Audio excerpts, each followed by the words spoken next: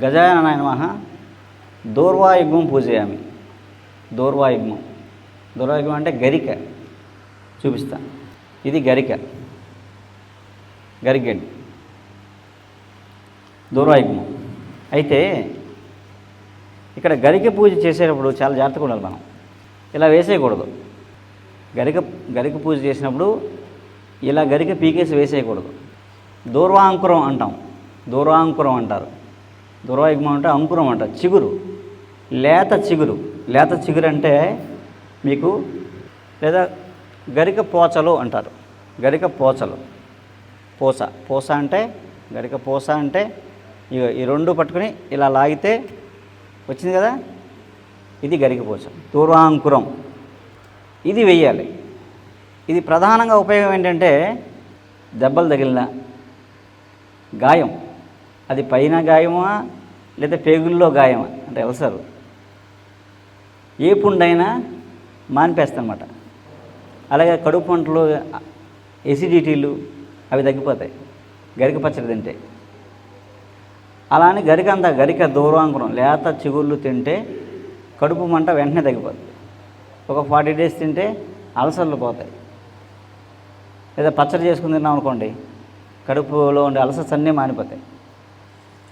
నేను దెబ్బలు తగులుతాయి అనుకోండి, గరిక ఎలా తీసి రాస్తే వెంటనే తగ్గిపోతుంది. ఇంక మళ్ళీ ఆ సెప్టిక్ కూడా అవుతుంది.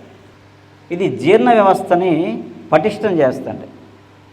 ఒక మాటలో చెప్పాలంటే వారానికి ఒకసారి పచ్చడి, లేదా జన్మానికి ఒక శివరాత్రి, సంవత్సరానికి ఒకసారి పచ్చడి తింటే, ఇందాక చెప్పాను కదా, మనం పెరుగులు అన్నీ బ్యాక్టీరియాలు తినేసాం కదా, ప్రిజర్వేటివ్స్ బొట్టు తినేసాం కదా, ఇవన్నీ కొట్టుకుపోతాయి.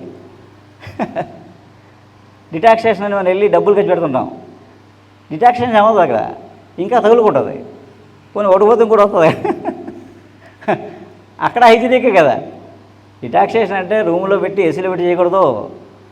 అడవిలో తొలిపోయి కొండలెక్కించి రుద్దేయాల, అది కరెక్ట్ డిటాక్సేషన్. అప్పుడు ఉండదు పోద్ది. ఇలా రూముల్లో చేసుకున్నాం అనుకోండి, లేని మనం కూడా తగులుకుంటుంది. ఇంకా అవన్నీ మనకు టైం లేదు. కొండలెక్కి ఓపిక లేదు, అడవిలోకి వెళ్ళి ఓపిక లేదు, ఇంటి పక్కకి వెళ్ళడం లేదు. అందుకని ఆ గరిక పూసలు తెచ్చుకొని ఓపికగా ఎప్పుడైనా సంవత్సరానికి ఒకసారి ఏంటి, మనం వీకెండ్ పార్టీస్ అని వెళ్తుంటాం కదా, వీకెండ్ ఏం చేయాలి, ప్లానింగ్, సినిమాకి వెళ్ళాలా, బీచ్కి వెళ్ళాలా, లేదా ఏదైనా కొత్తగా మాల్ ఓపెన్ చేశారా, ఏది చూడాలి అనుకుంటాం కదా. ఆ బదులు ఏదో అలా పొలానికి వెళ్ళిపోయి గరిక పూసలు పీక్కుని పిల్లల్ని కూడా తీసుకెళ్ళారు అనుకోండి, వాళ్ళకి నాలెడ్జ్ ఎక్స్చేంజ్ అవుతుంది. సో మనకన్నా బాగా చేసుకుంటారు వాళ్ళు. ఆ పూసలు తెచ్చుకున్నారు అనుకుంటారు రోజు చక్కగానే, ఆ మొన్నటి పచ్చడి చేసుకుంటారు, ఇల్లంతా హ్యాపీగా ఉంటారు. ఎక్కువ పచ్చడి చేసుకుంటారు, 10 మందికి ఇస్తారు. మీతో పాటు 10 మంది బాగుంటారు. వాళ్ళు బాగుంటే మనం బాగుంటాం. అలాంటివి ఇవన్నీ పెద్ద దొరకనే కాదండి, మన పక్కనే ఉన్నాయి. భారతీయ సంస్కృతి, సాంప్రదాయం, వేదాలు వాటిల్లో నుంచి వచ్చిన ఈ పండగల్ని క్రియేట్ చేయడానికి పూజ, ఏదైనా సరే పూజ, పండగ, అయితే శుభకార్యం ఏదైనా సరే, ఒక కార్యాన్ని వాళ్ళు చేశారంటే ఒక 10,000 సంవత్సరాల క్రితం అడవుల్లో కూర్చుని వీటి గురించి క్షుణ్ణంగా పరిశోధన చేసి ఒక సైంటిఫిక్ బేస్లో రాశారు. ఇదంతా డివైన్ ఎనర్జీ, ఇదంతా ఒక డివైన్ ఎనర్జీ అనమాట. ఎప్పుడైతే డివైన్ ఎనర్జీ ఆరా బాగుందో, మన బాడీలో ఆరా బాగుందో, ఈ బాడీ ఫిజికల్ బాడీ కన్నా యాస్ట్రల్ బాడీ ఆరా బాగుందో, ఫిజికల్ బాడీ డ్యామేజ్ అవ్వదు, సెంచరీ కొట్టేస్తాం. సో మన ఆరా, మన ఇంటి ఆరా, మన ఊరు ఆరా, మన దేశం ఆరా, సో ఒక పాజిటివ్ ఒక ఎనర్జీ క్రియేట్ అవ్వడం కోసం ఇవి చేశారు. రెండు ఏంటంటే, అలాగే మన ఫిజికల్ బాడీ కూడా బాగుండడానికి సైంటిఫిక్గా కూడా వీటిలో ఎంతో సైన్స్ ఉందన్నమాట అండి. అలాగా ప్రతి పండగకి మనం ఒక 2 రోజులు మాట్లాడుకోవచ్చు. ప్రతి పండగ గురించి మినిమం 2 రోజుల నుంచి 5 రోజులు మాట్లాడుకోవచ్చు, ఒక్కొక్క ఫెస్టివల్ గురించి. మన చిన్న పండగ అట్ల తద్ది దగ్గర నుంచి ఏదైనా సరే. అలా వినాయక చవితి మనం ఒక 4 రోజులు నేర్పాలండి. అంటే నిజమైన వినాయక చవితి శాస్త్రోక్తంగా చేసి దాని ఫలితం పొందాలంటే మనం ఇప్పుడు తరానికి ఒక 1 నెల రోజులు నేర్పితే కానీ వినాయక చవితి చేసుకోలేదు. ఎందుకంటే ఇందులో ప్రధానంగా 3 ఉంటాయి. ఏంటి? ఏకవింశతి పత్ర పూజ. ఏకవింశతి అంటే 21 పత్రాలు.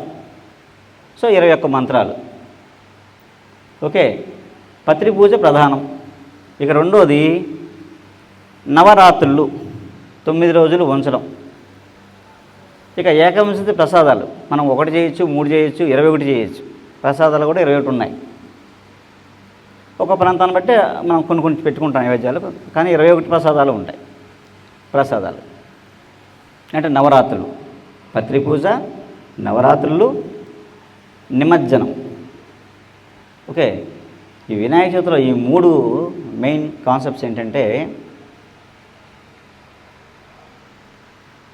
మనం స్పిరిచువల్ తర్వాత చెప్పుకుందాం, సైంటిఫిక్గా మాట్లాడుకుందాం. అంటే ఇప్పుడంతా మనం ఈ సైంటిఫిక్ యోగంలో ఉన్నాం. శాస్త్రం చెప్తే మనకు ఎక్కదు. సో అప్పుడు మనం శాస్త్రాన్ని నమ్మేవాళ్ళం. ఇప్పుడు సైన్స్ని నమ్ముతున్నాం. కాబట్టి పాత శాస్త్రాన్ని సైంటిఫిక్గా వాళ్ళంతా దూరదృష్టితో ఆలోచించారు. చూడండి ఎంత సైన్స్ ఉంది అందులో. ఆ సైన్స్ గురించి మాట్లాడుకుందాం మనం.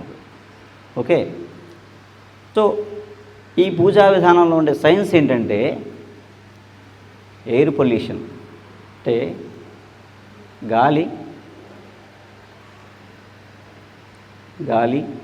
నీరు, వాతావరణం. అంటే air pollution, water pollution, sound pollution కూడా. ఇవి లేకుండా చేయడం కోసమే ఈ ప్రధానంగా పెట్టిన వినాయక పూజ, వినాయక చవితి, నవరాత్రులు.